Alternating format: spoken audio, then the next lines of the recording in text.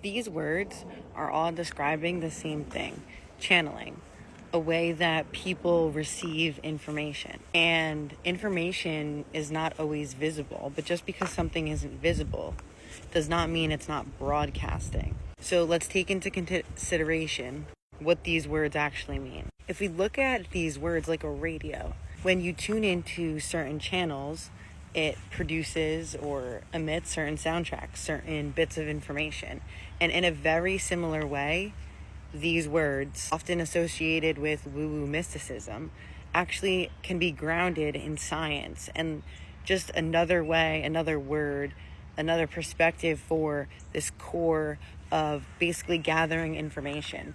And most of us are tuned into the more obvious stations or soundtracks like our sight, our taste, and other senses. But there's a neuroscientist, I believe she is, Dr. Tara Swart, and she claims that there are upwards of 30 different senses. So we're most of the time using not even half of that.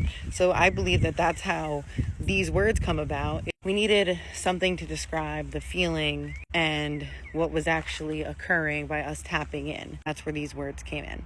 And then remote viewer also has a really interesting history. The FBI has actually studied remote viewers, and there are several papers and articles about remote viewing and ESP, extrasensory perception, within our government agency, so you could check that out as well, and giving it more of a scientific framework.